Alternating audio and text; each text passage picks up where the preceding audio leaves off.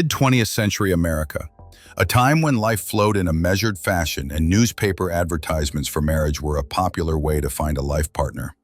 Men were often looking for not just a wife, but a caring mistress who could create comfort and be a keeper of the home. But who would have thought that behind the sweet smile of one of these women, Nannie Doss, hid a brutal serial killer who no doubt got rid of those who got in her way. Nannie was known for her carefree laughter, which did not leave her even during interrogations. She shocked the police, journalists, and the judge with it. But what drove an ordinary woman, mother and wife, to become one of the most famous poisoners in history? What drove her? Greed, hatred, or dark memories of the past? The story of Nannie Doss is not only a chronicle of crimes, but also a portrait of an era when outward simplicity and modesty often hid dark secrets. Welcome to Nannie's world, where sweet prune pie may be the last meal of your life. On November 4, 1905, Nannie was born to Louisa and James Hazel in Alabama. Her birth did not bring joy. The family was already on the brink of survival, and a newborn baby only complicated the situation. Nannie's parents ran a farm that, despite their efforts, did not bring in any income. This meant endless debts, a constant lack of funds, and the stern need to involve everyone in the family in hard work. The head of the household, James Hazel, was a cruel man. He believed that children had an obligation to work as hard as adults. From a very young age, Nannie began doing jobs that were far beyond her physical capabilities. When the other children played together and went to school, Nannie cleaned stalls, helped in the fields, and performed many other tasks necessary to keep the farm going. The harsh rules in the James home left no room for error. Nannie and the other children had to obey without question. The girls were severely punished if they left the house in the evening, and their every wrong action was condemned. Even the slightest disobedience was punished very severely. Once, when Nannie tried to do a fancy hairstyle inspired by a magazine picture, her father became very angry. He considered her attempt to dress up to be a display of unacceptable vanity and immorality. In his eyes, even such innocent actions could tarnish the family's honor. In a fit of rage, he severely beat his daughter with a rod. The most terrible event in Nannie's childhood was a railroad accident that occurred when she was only 7 years old. In 1912, the family was traveling to visit relatives who lived in South Alabama. While traveling, the train collided with a tree that had fallen onto the tracks. Little Nannie suffered a serious head injury. After the accident, she was plagued by constant headaches, depression, and memory lapses. These effects would stay with her for the rest of her life. The financially struggling family could not afford doctors, so her father decided the best way to recover was to return to work on the farm. Despite her father's rigidity, Nannie found an outlet in reading. The only time of year the children could attend school was winter. For Nannie, it was not only an opportunity to learn to read, but also a way to escape briefly from a grim reality. Books became her solace. With their help, she could imagine herself in another world, far removed from the hardships of farm life. But even this harmless hobby was frowned upon by her father. He considered reading a waste of time and often forbade her to take books into her hands. However, when traveling, such as during that fatal accident, he sometimes turned a blind eye to her love of reading. Those rare moments of freedom were her best memories. Nannie's difficult childhood instilled in her important traits: patience, the ability to hide her true emotions, and the ability to find a way out of the most difficult situations. But along with that, she had inner resentments and repressed rage. Her life on the farm, under the constant control of her father, turned into a kind of survival school, from which she will emerge as a person ready to fight for her place in the world by any means. By the age of 15, Nannie already dreamed of breaking free from the oppression of her family. When Nannie told her parents that she was going to get a job in the city, her father, contrary to expectations, gave his approval. Most likely, the family's plight played a decisive role. An additional income was badly needed. Working in a linen factory in Blue Mountain was Nannie's first step toward independence. Although the pay was modest, it was a symbol of freedom for her. She was able to leave the farm, become independent for the first time, and enter a world where she could socialize with her peers. Thanks to her charming appearance and broad smile, Nannie quickly became popular among the young factory workers.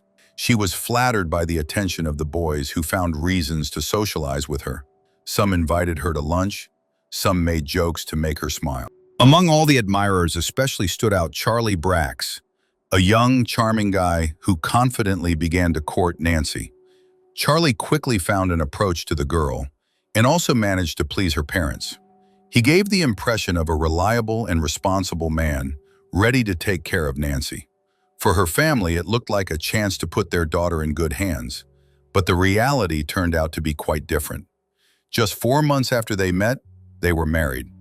For Nancy, this decision was more forced than conscious. Charlie managed to convince her parents, and she herself did not have enough experience and strength to resist their pressure. Already in the first days after the wedding, she realized that her new life was far from the love stories she had read nightly. Charlie insisted that they live with his mother. The woman immediately established her own rules in the house. Her mother-in-law treated Nancy like free labor, forcing her to do endless housework. And even with her husband, Nancy could not be alone. As soon as they were going somewhere to go or just alone, as the mother-in-law immediately began to complain about her health. Free-spirited Nancy found herself in a position where her life was once again completely controlled. Attempts to change the situation were met with stiff resistance. Over time, Charlie stopped paying attention to his wife's requests and fully supported his mother. This only added to the tension. Charlie soon showed his true colors. He turned out to be lazy, irresponsible, and began to abuse alcohol. The money he earned was spent on drinking and partying.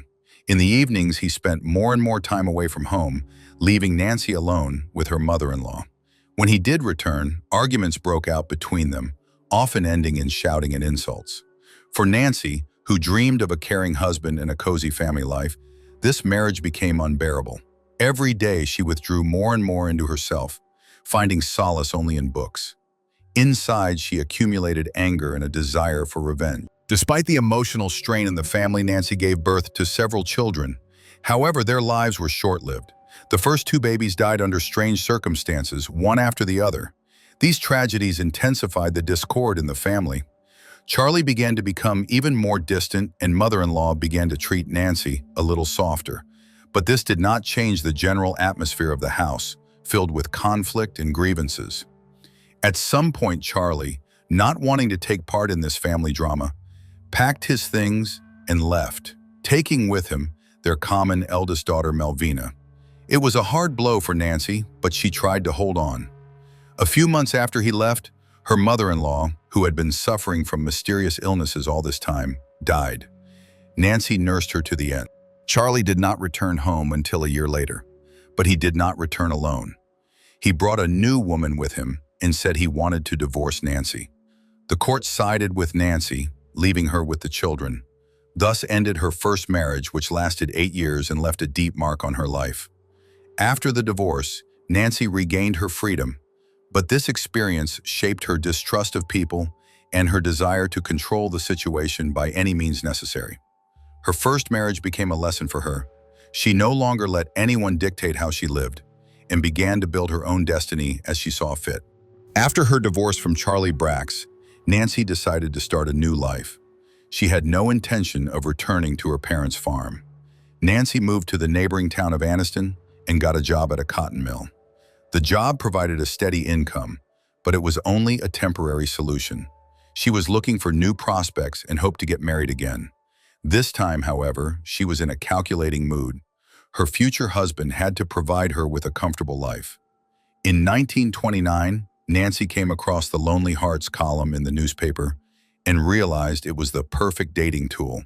After writing several letters, she received many replies. One of them proved particularly interesting. The letter came from Robert Franklin, whom everyone called simply Frank. Young, handsome, hardworking, he immediately caught Nancy's eye. Their correspondence quickly turned into an actual meeting, and 2 months later, Frank proposed to her. Shortly after the wedding, they moved to Cedartown, Georgia, where Frank found work in a textile mill. At first glance, a happy new chapter in Nancy's life began, but the fairy tale proved to be short-lived. Although Frank seemed like the perfect spouse at first, he had one serious problem. He was a chronic alcoholic. Every paycheck he spent on booze, often hid bottles of whiskey in the garden, and even went to jail. Nancy tried to fight his addiction, prohibited alcohol in the house, organized scandals, but all was useless. Frank not only did not listen to her, but also began to raise a hand on his wife. Scandals became more frequent, and the neighbors knew their family as a source of perpetual conflict. For Nancy, it became a repeat of her first marriage, but with even more humiliation. She hated herself for being trapped again. This time, however, she was not going to tolerate such an attitude. In 1945, Frank went to the hospital after another drinking binge. In addition, he managed to fight with someone. That was the last straw for Nancy. Her patience ran out and she firmly decided that their marriage must end. But divorce was not in her plans. Nancy chose a more radical path. One evening, she baked a prune pie using a family recipe. She told Frank it was special as a sign of her concern for his health. The pie looked appetizing, and Frank happily ate it, unaware of its significance. He died the very next morning. According to the doctor, he died of a heart attack caused by alcohol abuse. No one even thought to accuse Nancy of murder. To everyone, she remained a grieving widow. After Frank's death, Nancy received insurance payouts and an inheritance. This money enabled her to buy a small house. She lived in one half and rented out the other. She no longer had to work. Frank's murder made her realize that poisoning was an easy and effective way to solve her problems. In 1947, Nancy began looking for a new partner through her Lonely Hearts newspaper column. That's how she met Arlie Lanning, who made an immediate impression on her.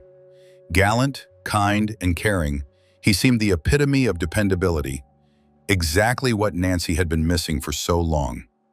As with her previous marriage, they didn't correspond for long before their feelings flared up, and 3 months later they were married. Nancy moved in with Arlie in Lexington, North Carolina. The first few months of their relationship were wonderful. Arlie took Nancy out to restaurants, gave her flowers, and showered her with gifts. They spent a lot of time together, going to the cinema, taking trips out of town at weekends, and watching TV in the evenings, snuggled up in the living room. Arlie seemed like the perfect husband, ready to fulfill Nancy's every wish.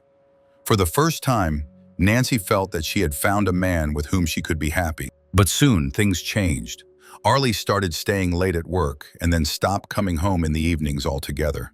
His excuses became increasingly unconvincing, and his concern for his wife became increasingly insincere. Rumors of his drinking and affairs began to circulate. Nancy began to notice her seemingly perfect husband coming home late smelling of alcohol. He became irritable and increasingly avoided talking to her. For Nancy, this was devastating. Having already suffered 2 disappointments in her marriage, she was not about to accept another setback. The thought began to form in her head, since he no longer corresponded to her idea of happiness, he was superfluous in her life. In the winter of 1952, Arlie fell seriously ill.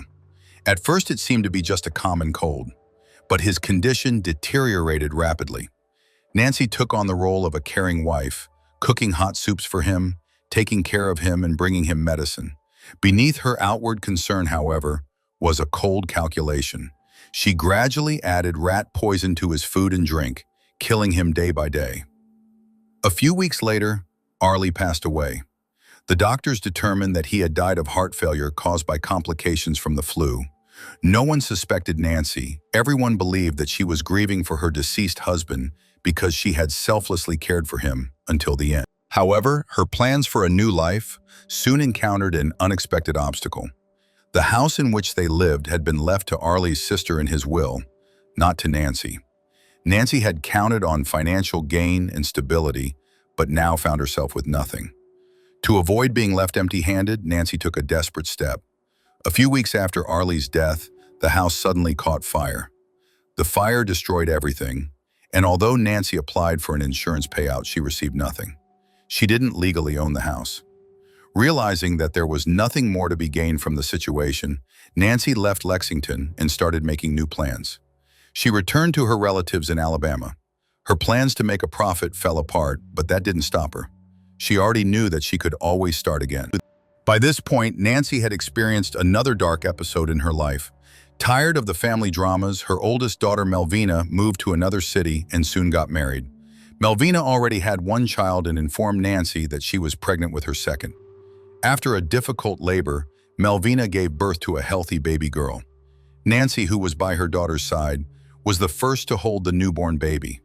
However, the joy of the baby's birth was short-lived. Just a few hours later, the baby girl died suddenly.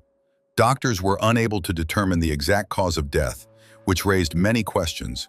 While under anesthesia, Melvina later shared a terrible memory with her sister. Before passing out from the painkillers, she had seen Nancy doing something with the baby. These memories seemed vague, but the suspicion grew stronger later on. When the doctors examined the baby's body, they discovered a strange mark on her head that resembled a pinprick. At that time, thin, long pins were often used for both domestic purposes and committing crimes. One precise prick to a vital organ could be fatal. Nancy's motive became clear later. She believed that Melvina's life as a mother of two was destined to be challenging, particularly given that Nancy considered her husband to be unreliable.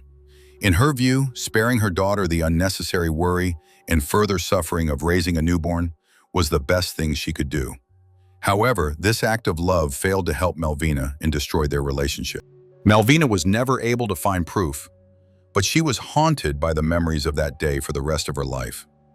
She recalled seeing Nancy pull a thin pin out of her hat, after which tragedy struck. This suspicion, combined with other strange events within the family, only served to further damage their relationship. Melvina became increasingly estranged from her mother, unable to trust her with her life or her children. After these events, Nancy moved in with her third husband's mother, who soon began to experience health problems. Despite Nancy's care, the woman's condition deteriorated rapidly and she died soon afterwards. Doctors assumed the cause was colon cancer, but suspicions later arose that Nancy may have been involved as well. Then back in Alabama, Nancy lived with her mother Louise for several years. Their relationship had always been difficult, but following her father's death, Louise became dependent on Nancy for support. A few months later, Louise began to complain about her health. Nancy nursed her until the end, but the illness proved too strong. Louise died in 1953, supposedly of natural causes.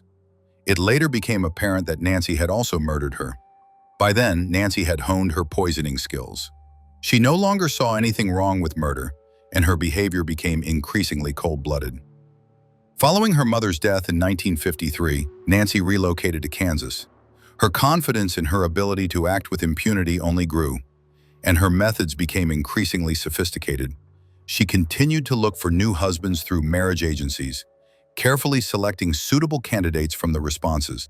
One of these was 60-year-old Richard Lewis Morton, a wealthy man from Emporia, Kansas. He was a gentleman in the traditional sense, attentive and courteous. He always gave gifts and did everything to make Nancy feel special. They married in 1953, and at first, Nancy thought that her life was finally on track. However, it soon became clear that beneath the facade of nobility lay another deception. Richard was in debt, and his wealth was merely an illusion.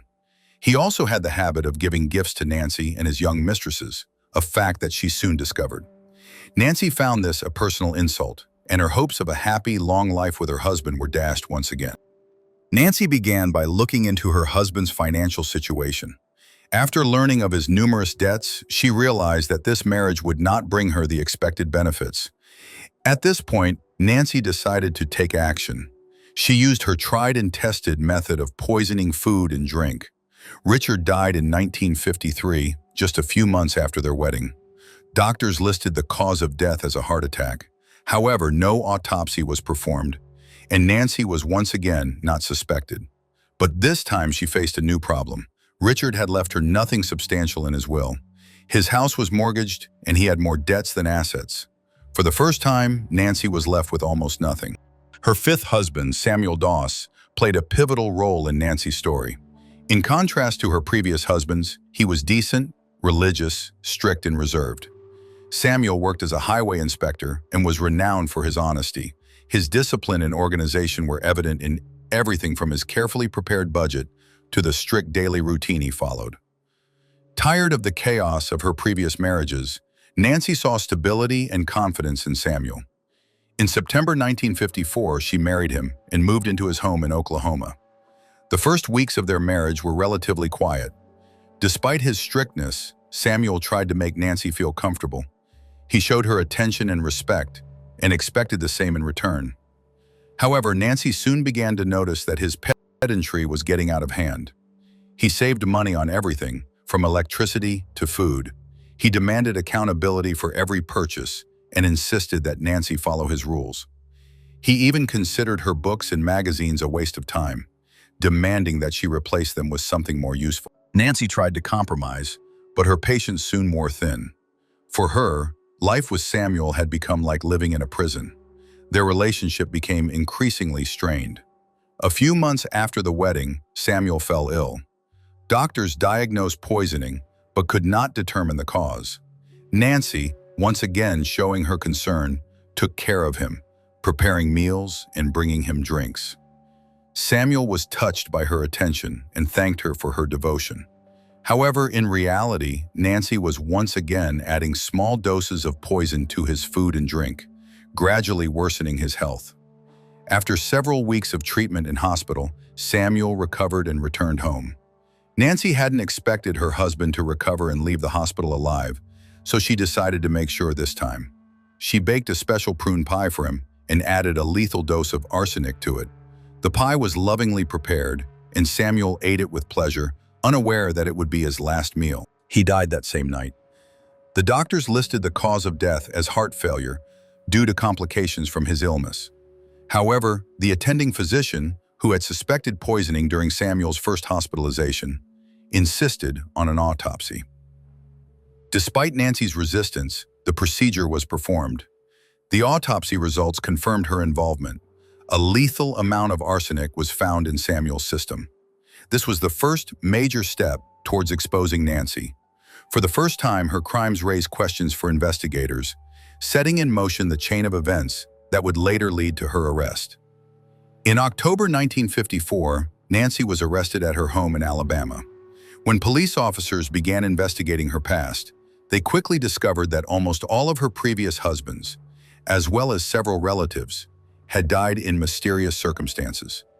A subsequent wave of exhumations found traces of arsenic in the bodies of her third and fourth husbands, Arlie Lanning and Richard Morton, as well as Nancy's mother-in-law and mother.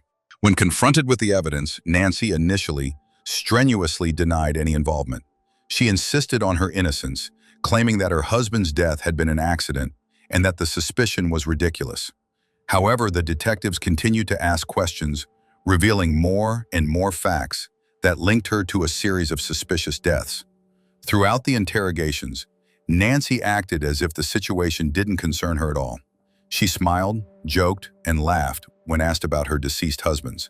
The detectives were shocked by this behavior. They were used to seeing tears, remorse, or at least an attempt at justification. Nancy, on the other hand, talked about her crimes as if she were sharing anecdotes or family stories. "I was just taking care of them," she said with a chuckle. One particularly memorable moment was when one of the detectives asked Nancy why she had put poison in her own food and drink.